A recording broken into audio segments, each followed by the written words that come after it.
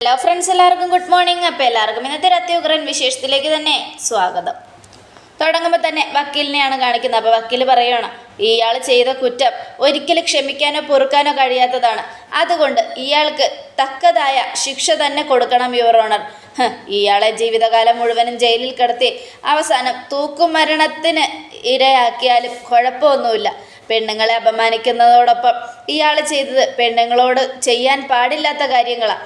അതുകൊണ്ട് സ്ത്രീകളെ അപമാനിച്ചതിൻ്റെ പേരിലും സ്ത്രീകളെ തള്ളിപ്പറയുന്നതിൻ്റെ പേരിലും എല്ലാം കൂടെ ചേർത്ത് ഇയാൾക്ക് ജീവപര്യന്തം തന്നെ കൊടുക്കണമെന്ന് ഞാൻ ബഹുമാനപ്പെട്ട കോടതിയോട് താഴ്മയായി അപേക്ഷിക്കുന്നു എന്നും പറഞ്ഞുകൊണ്ട് വക്കീൽ അവിടെ പോയിരിക്കുക. ഈ സമയം പ്രകാശൻ നിന്ന് വറക്കാൻ തുടങ്ങി.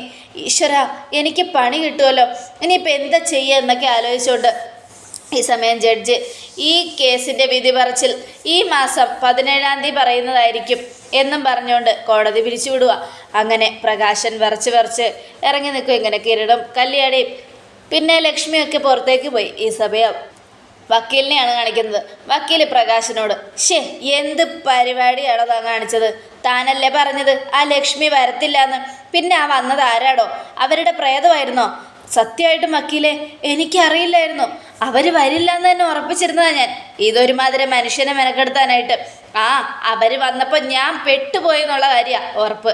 പറഞ്ഞിട്ട് എന്താ കാര്യം? തന്നെ പോലുള്ളവരുടെയൊക്കെ കേസ് ഏറ്റെടുത്ത് എന്നെ പറഞ്ഞാൽ മതിയല്ലോ. ഒരു കാര്യം ഞാൻ പറഞ്ഞേക്കാം, അല്ലെങ്കിൽ തന്നെ മനുഷ്യൻ തലയ്ക്ക് ഭ്രാന്ത് പിടിച്ചിരിക്കുക. ഇനി മേലെ എൻ്റെ അടുത്ത് വന്നു പോരുത് കേസും വഴക്കെന്നും പറഞ്ഞ്. ഇനിയിപ്പോൾ ജയിലിൽ പോയി കിടക്കാം എന്നും പറഞ്ഞുകൊണ്ട് വക്കീൽ ദേഷ്യപ്പെട്ട് അങ്ങ് പോവുക. ഈ സമയം വിക്രം, എന്താ ചെയ്ത്? അച്ഛനല്ലേ പറഞ്ഞത് അവളെ കൊന്നു? എന്നിട്ട് അവരെങ്ങനെ എത്തി? അത് തന്നെയാണ് മോനെ എനിക്കൊരു പിടിയില്ലാത്തത്. എന്നാലും ഇതെങ്ങനെ സംഭവിച്ചു? അവൾ വരത്തില്ല എന്നൊക്കെ വിചാരിച്ച് സന്തോഷത്തോടെ നിന്നതാ. ഇതിപ്പോൾ വല്ലാത്തൊരു കഷ്ടമായി പോയല്ലോ. ഇനിയിപ്പോൾ അടുത്ത 17-ാം തീയതി എന്തായിരിക്കും വിധി പറയാൻ പോകുന്നത്? എനിക്ക് പേടിയാവുന്നടാ മക്കളെ. പേടിക്കൊന്നും വേണ്ട. കാർത്തിക ചേച്ചിയുടെ അമ്മയൊക്കെ ഉള്ളതുകൊണ്ട് നമുക്ക് ജയിലിൽ പോയി കിടക്കേണ്ടി വരുമൊന്നുമില്ല അച്ഛാ. പക്ഷെ എന്തായാലും ഒരു ചീത്തപ്പേരാവും എന്നൊക്കെ പറഞ്ഞുകൊണ്ട് നമ്മുടെ വിക്രം ഇങ്ങനെ പിടിപ്പിക്കുക. ഈ സമയം വെളിയിൽ സന്തോഷത്തോടെ നിൽക്കണം. അപ്പം മറ്റേ വക്കീല് ഈ വക്കീലിനെ കൈ കാണിച്ചിട്ട് പോവുക. ഈ സമയം ലക്ഷ്മി, അവനെന്തായാലും ഒരുപാട് വെള്ളം കുടിക്കുമെന്ന് വീട്ടിൽ പോയിട്ട്, അവൻ ഇന്ന് തിരിച്ചടിയുടെ നാളുകളാണ് എന്നൊക്കെ പറയുകയാണ്. ഈ സമയം പ്രകാശനും നമ്മുടെ വിക്രവും കൂടെ വരികയാണ്. അപ്പോൾ പ്രകാശനോട്, എന്തേ ഞാൻ വരില്ല എന്ന് വിചാരിച്ചുല്ലേ? ഞാനങ്ങ് മരിച്ചുപോയി എന്ന് വിചാരിച്ചുല്ലേ? നീ എന്താടാ കരുതിയേ? നീ കൊടുക്കുന്ന നക്കാപ്പിച്ചയ്ക്ക് വേണ്ടി ഗുണ്ടകൾ എന്നെ കൊല്ലുമെന്നോ?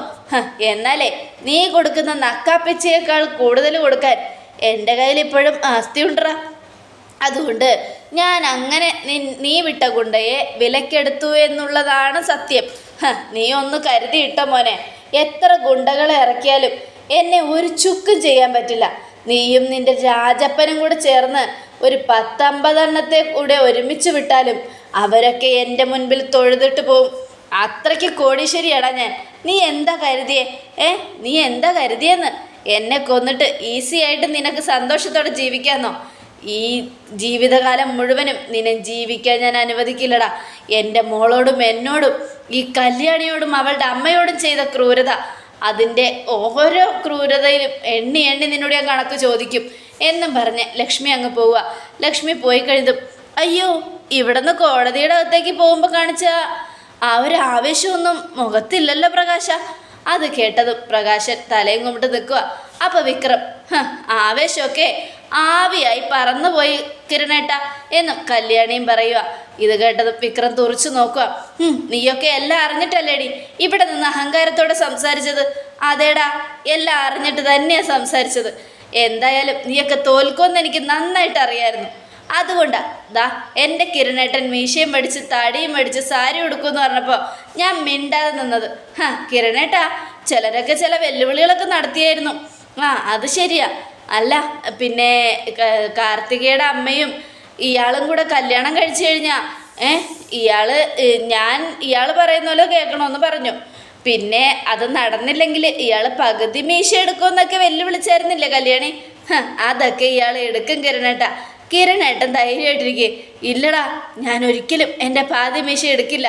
അതിനുള്ളൊരവസരം കാർത്തിക മോൾ എനിക്ക് ഉണ്ടാക്കി തരത്തുമില്ല. ഒരു കാര്യം ഞാൻ പറയാം, എന്തൊക്കെ സംഭവിച്ചാലും ശരി, ഞാൻ ലക്ഷ്മിയുടെ കഴുത്തിൽ താലി കെട്ടിയിരിക്കും. ജയിലിൽ പോയാലും പരോളിന് ഇറങ്ങിയിട്ട് താലി കെട്ടും. നീയൊക്കെ ഒന്നോർത്തോ, നീയൊക്കെയാടാ നശിച്ചു പോകാൻ പോകുന്നത്. അതേടാ, അങ്ങനെ എൻ്റെ അച്ഛൻ ജയിലിൽ പോയാൽ നിൻ്റെയൊക്കെ കമ്പനി ഞങ്ങൾ പൂട്ടിക്കും. ഓ അങ്ങനെയാണോ?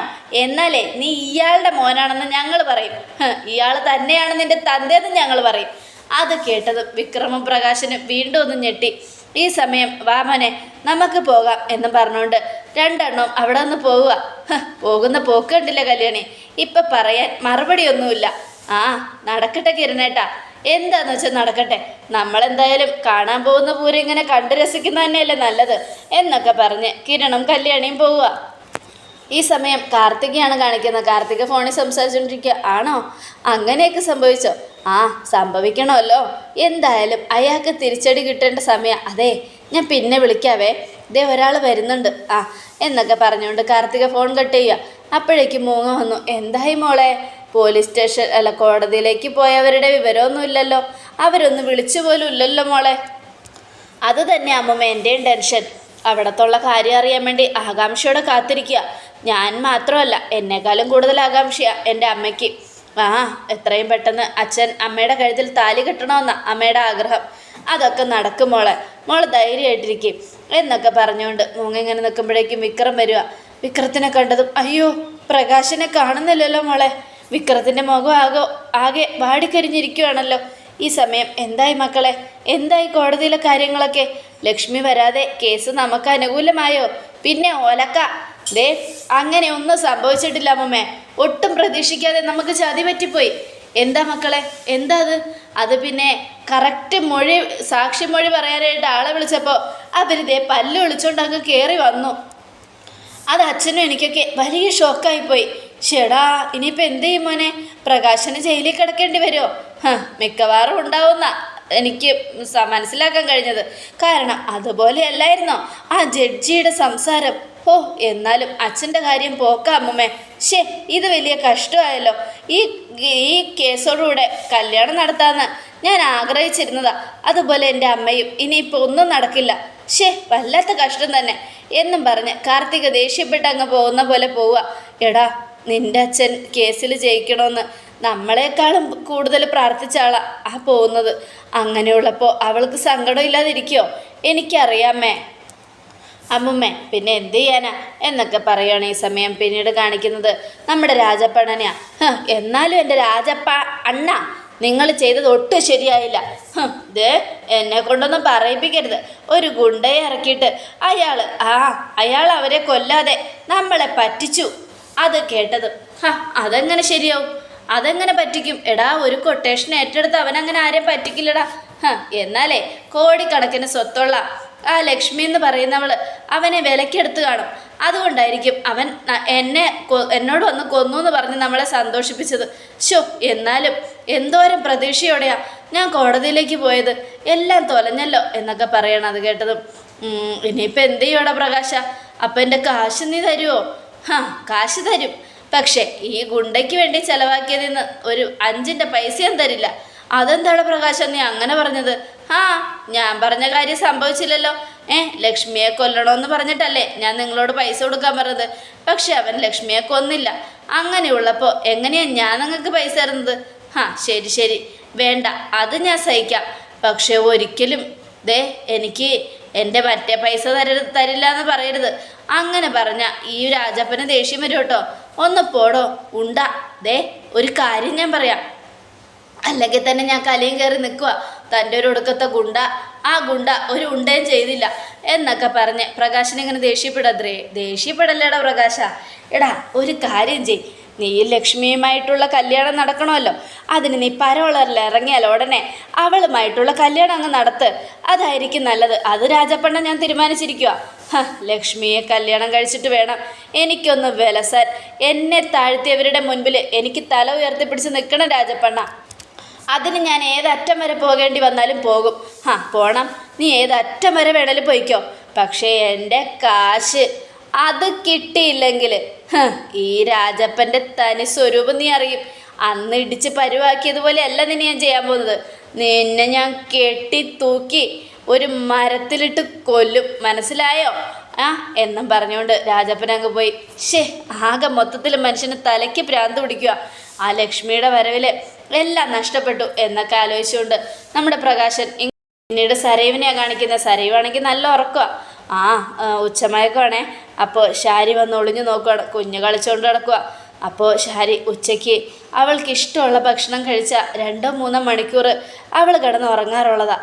അതുകൊണ്ട് ഇപ്പോഴായിരിക്കും ഈ കാര്യം നടത്താൻ ഏറ്റവും നല്ല സമയം എന്നും ആലോചിച്ചുകൊണ്ട് ശാരി പോയി കുഞ്ഞു അവയെ കയ്യിലെടുത്തു. എന്നിട്ട് പതുക്കെ കഥ കടച്ചു. അതിനുശേഷം പതുക്കെ താഴേക്ക് ഇറങ്ങി വന്നു. അപ്പോഴേക്കും ആ പിച്ചക്കാരനും ഗേറ്റ് തുറന്ന് അകത്ത് കയറിയതും ശാരി കുഞ്ഞിനെ കയ്യിലേക്ക് കൊടുത്തു. എന്നിട്ട് ഒന്നും മിണ്ടിയില്ല. അപ്പോൾ ഭിക്ഷക്കാരനും ഒന്നും മിണ്ടാതെ ശാരിയെ നോക്കി ഒന്ന് ചിരിച്ചു. അതിനുശേഷം അവിടെ നിന്നും പോയി. ഈശ്വര, എൻ്റെ കുഞ്ഞിനെ കൊടുക്കാൻ ഒട്ടും മനസ്സില്ല. പക്ഷെ എന്തൊക്കെയായാലും ആ വിഷവിത്തിൻ്റെ കുഞ്ഞല്ലേ, അതിവിടെ ജീവിച്ചിരുന്ന ശരിയാവില്ല. നാളെ ആ കുഞ്ഞ് എൻ്റെ മോൾക്കൊരു ബാധ്യതയാവും. അതുകൊണ്ടാണ് ഞാനിത് ചെയ്യുന്നത്. എന്നോട് ക്ഷമിക്കണേ ഈശ്വര എന്നൊക്കെ പറഞ്ഞ് പ്രാർത്ഥിച്ചുകൊണ്ട് നമ്മുടെ ശാരി ഇങ്ങനെ നിൽക്കുക. ഈ സമയം അഭിച്ചക്കാരനാണെങ്കിൽ വഴി കൂടെ പോയിക്കൊണ്ടിരിക്കുമ്പോൾ രാഹുൽ വന്ന് കാറ് നിർത്തിയിടോ, ദേ ഇത് വെച്ചോ. പിന്നെ ഇന്ന് തന്നെ കേരളം വിട്ട് പോയിക്കൊള്ളണം. ഇവിടെ എവിടെയും നിൽക്കരുത്, പിടിക്കപ്പെടരുത്. മനസ്സിലായല്ലോ? മനസ്സിലായി സാർ. പക്ഷേ ഇന്ന് പോകാൻ പറ്റില്ല. അതെന്താണ് പോകാൻ പറ്റാത്തത്? 2 ദിവസം ഇവിടെ എവിടെയെങ്കിലും സെറ്റിലായിട്ടേ പോകാൻ പറ്റുള്ളൂ. എടോ എന്നാ ഈ കാശ് വെച്ചോളാം. ഞാൻ പറഞ്ഞില്ലേ, താൻ എന്തായാലും ഈ കുഞ്ഞിനെ കൊണ്ട് വിൽക്കുമെന്ന് എനിക്കറിയാം. എന്നാലും താനിത് ചിലവിന് വെച്ചോ എന്നും പറഞ്ഞുകൊണ്ട് അയാൾക്ക് കാശൊക്കെ കൊടുക്കുക. ഈ സമയം അയാൾ കാശൊക്കെ മേടിച്ച് ഭയങ്കര സന്തോഷത്തോടെ അവിടെ നിന്ന് കുഞ്ഞിനെയും കൊണ്ട് പോവുകയാണ്. ഇതേ സമയം ശാരിക്കാണെങ്കിൽ ഒരു സമാധാനമില്ല. അങ്ങോട്ടും ഇങ്ങോട്ടും നടക്കുക. അപ്പോഴേക്കും രാഹുലെത്തിയതും നിങ്ങൾ പറഞ്ഞതുപോലെ ഞാൻ കുഞ്ഞിനെ കൊടുത്തു വിട്ടിട്ടുണ്ട്. ഞാൻ കണ്ടു, വഴിയിൽ വെച്ച് അവനെ കണ്ടായിരുന്നു. എന്തായാലും കുഞ്ഞിനെ കൊടുത്തു വിട്ടത് നന്നായി. നാളെ മനോഹറിനെക്കുറിച്ചും എല്ലാ കാര്യങ്ങളും അറിഞ്ഞു കഴിയുമ്പോൾ അവ കുഞ്ഞൊരു ബാധ്യതയാവും. അവളായിട്ട് ചെയ്യേണ്ടത് നമ്മളായിട്ട് ചെയ്തു, അത്രയേ ഉള്ളൂ. എന്തൊക്കെയായാലും നമ്മൾ ചെയ്തത് വലിയ തെറ്റരാവൂലേ ഏട്ടാ. നിങ്ങൾ പറഞ്ഞതുകൊണ്ടാണ് ഞാനത് ചെയ്തത്. നാളെ പിടിക്കപ്പെടുവാണെങ്കിലും ജയിലിൽ കിടക്കേണ്ടി വന്നാലും തൂക്കുകയറിൽ തൂങ്ങിച്ചാകേണ്ടി വന്നാലും എൻ്റെ പേര് പറയരുത്. എൻ്റെ മോളുടെ മുൻപിൽ എന്നെ കുറ്റക്കാരിയാക്കരുത്. എൻ്റെ ശാരി, നിനക്കറിയില്ലേ, അയൽപക്കത്തെ വീട്ടിൽ ക്യാമറയുണ്ട്. ആ ക്യാമറയിൽ ഭിക്ഷക്കാരനുള്ളിലേക്ക് കയറുന്നതും കുഞ്ഞിനെയും കൊണ്ട് പുറത്തേക്ക് പോകുന്നതും ഒക്കെ പതിയും. അപ്പം പിന്നെ നമ്മളെങ്ങനെ പ്രതികളാവുന്നേ? കുഞ്ഞിനെ അകത്ത് കയറി എടുത്തോണ്ട് പോയി എന്നല്ലേ വിചാരിക്കുള്ളൂ. എന്തായാലും സരയു പുറക്കുമല്ലേ, അവളെ എഴുന്നേക്കട്ടെ. അന്നേരം നമുക്ക് എന്തെങ്കിലുമൊക്കെ ചെയ്യാം. താനേ ഒരു കാര്യം മനസ്സിലാക്കണം. താൻ കാരണം ഞാൻ ഒരുപാട് അനുഭവിക്കുന്നുണ്ട്. താൻ ഒറ്റൊരുത്തം കാരണം ഇതൊക്കെ സംഭവിക്കുന്നത്. ഇതുപോലെ തനിക്ക് ഒരവസ്ഥ ഉണ്ടായിട്ടുണ്ടല്ലോ, കുഞ്ഞിനെ തട്ടിക്കൊണ്ടുവരില്ലേ? അങ്ങനെയുള്ള സമയത്താണ് സരയുവിനെ കൈ കിട്ടിയത്. എന്ത് ചെയ്യാനാ ശരി, ഇനിയിപ്പോൾ അതിനെക്കുറിച്ച് പറഞ്ഞിട്ട് കാര്യമൊന്നുമില്ലല്ലോ. ഞാൻ നിന്നോടൊരു കാര്യം പറയാം. കഴിഞ്ഞു പോയതിനെക്കുറിച്ച് പറഞ്ഞുകൊണ്ടിരിക്കാതെ ഇനി എന്ത് നടക്കുമെന്നുള്ളതിനെക്കുറിച്ച് ചിന്തിക്കുക. അല്ലാതെ വെറുതെ ഇങ്ങനെ കഴിഞ്ഞ കാര്യങ്ങളെയോ ഓർത്തുകൊണ്ടിരുന്ന പ്രശ്നവും ഞാനത് മറക്കില്ലടോ, ഈ ജന്മത്ത് മറക്കില്ല. കാരണം താനേ എന്നോട് ചെയ്തത് ചതിയാ. വലിയ പണക്കാരൻ്റെ വീട്ടിലേക്ക് കല്യാണം കഴിച്ച് എന്നെ തന്നപ്പോൾ എൻ്റെ അച്ഛനും അമ്മയും ഒരുപാട് സന്തോഷിച്ചു. മകളുടെ ജീവിതം സുരക്ഷിതമാവുമെന്ന് കരുതി. എന്നാൽ അധികം നാൾ ആ സന്തോഷം നിലനിന്നില്ല എന്ന് എൻ്റെ അച്ഛനും അമ്മയ്ക്കും അറിയില്ലല്ലോ. അവരാകെ സന്തോഷത്തിലിരിക്കുന്ന സമയത്താണ് നിങ്ങളുടെ ഈ ഒരു സ്വഭാവം അവരറിയാതെ പോയത്. എന്തായാലും അതിപ്പോൾ കാണാനോ കേൾക്കാനോ അവരില്ല. അത് നന്നായി. അവർ ഈ ലോകം വിട്ട് പോയത് എന്തായാലും നന്നായി എന്നൊക്കെ പറയണം. അത് കേട്ടതും ശാരി, ഇനിയിപ്പോൾ അതിനെക്കുറിച്ചൊന്നും പറയണ്ട. നീ ഒരു കാര്യം ചെയ്യും, അങ്ങകത്തേക്ക് പോയിക്കോ. സരയു വേണമെങ്കിൽ ഇപ്പോൾ എഴുന്നേറ്റ് വരും.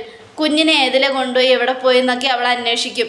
നിന്നെ കണ്ടു കഴിഞ്ഞാൽ നിൻ്റെ മുൻപിലൂടെ പോയോന്ന് വരെ ചോദിക്കും. അതുകൊണ്ടാണ് പോകാൻ പറഞ്ഞത്. പിന്നെ ഒരു കാര്യം ഞാൻ പറയാം. സരയുവിൻ്റെ കുഞ്ഞിനെ നമ്മൾ ഭിക്ഷക്കാരന് കൊടുത്തു. അതിൻ്റെ പേരിൽ ഇവിടെ വലിയ പ്രശ്നങ്ങളും വിമർശനങ്ങളും ഉണ്ടാവും. നമ്മളാ കൊടുത്തെന്ന് വരുത്തി തീർക്കാൻ പറ്റൂലെങ്കിലും, നമ്മളാ കൊടുത്തതെന്ന് അവൾക്ക് സംശയം ഉണ്ടായില്ലെങ്കിലും നമ്മുടെ മുഖത്ത് ആ പേടി അതവൾ കണ്ടുപിടിക്കും.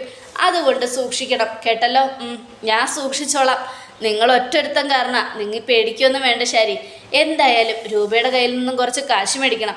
രൂപയ്ക്ക് മനോഹറിനെ കുറിച്ച് നന്നായിട്ട് അറിയാം. അതുകൊണ്ട് അവൾ കാശ് തരുമെന്നുള്ള കാര്യം ഉറപ്പാണ്. ചില്ലി കാശ് നിങ്ങൾക്ക് കിട്ടില്ല. ഇത്രയും വർഷം നിങ്ങളുടെ അനിയത്തി നിങ്ങൾക്ക് കാശ് തന്നോ? അതൊക്കെ തരും. അവളെ എനിക്ക് നല്ല വിശ്വാസമാണ്. ഒരു കാര്യം തരാന്നേറ്റ അവൾ തന്നിരിക്കും. ഉവ്വ നിങ്ങളുടെയൊക്കെ വെറും തോന്നലാ മനുഷ്യ അത്. ആ ഓരോരുത്തരെ മനസ്സിലാക്കാൻ പഠിക്കണം, എന്നല്ലേ മനസ്സിലാവും എന്നും പറഞ്ഞുകൊണ്ട് ശാരി അവിടെ പോയി ഇങ്ങനെ ഇരിക്കുക പ്രാർത്ഥിച്ചുകൊണ്ട്. ഈശ്വര, കുഞ്ഞിനൊരാപത്ത് സംഭവിക്കരുത് എന്നൊക്കെ പറഞ്ഞുകൊണ്ട്. അപ്പോൾ അതോടുകൂടെ എപ്പിസോഡ് അവസാനിക്കുകയാണ്. നാളത്തെ ഒരു തകർപ്പൻ വിശേഷത്തിനായിട്ട് കാത്തിരിക്കുക. എല്ലാവർക്കും ഒരിക്കൽ കൂടെ നല്ലൊരു ശുഭദിനം തന്നെ ആയിക്കോട്ടെ.